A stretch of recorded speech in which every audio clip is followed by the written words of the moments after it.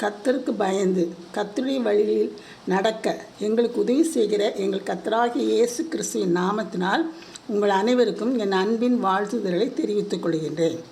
இன்று செப்டம்பர் 26ஆம் தேதி நாம் சிந்திக்கும் ஜீவ வசனம் 128ஆம் சங்கீதம் 1ஆம் வசனம்.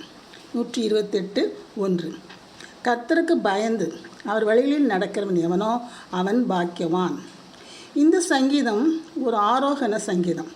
கர்த்தருக்கு பயந்து அவள் வழிகளில் நடக்கிறவனுக்கு இந்த சங்கீதங்களில் காணப்படும் ஆசீர்வாதங்கள் அனைத்தும் பொருந்தும். கர்த்தரை அறியாத மக்கள் தங்களை தண்டிப்பார் என்று பயப்படுவார்கள். இந்துக்கள் கூட தேவன் நம்மை தண்டித்துவிடும் என்ற பயத்தினால் சில பண்டிகைகளை கொண்டாடுகிறார்கள்.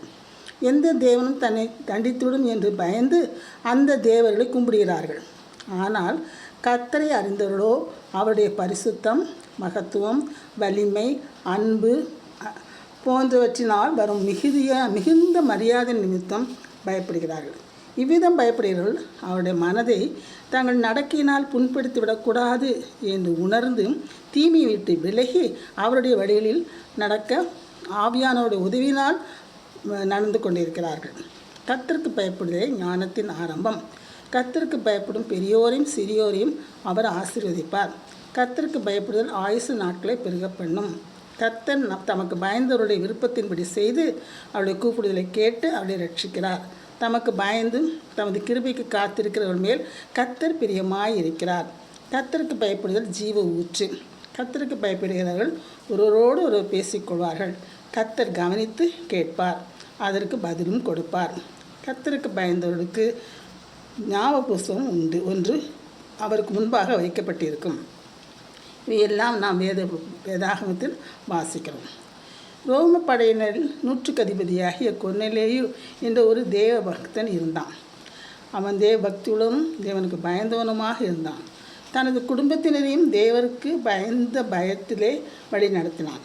எந்த மனிதனும் கர்த்தருக்கு பயந்து நீதி செய்கிறவன் எவனோ அவனே அவருக்கு உகந்தவன் என்று பெயர் பெற்றான்.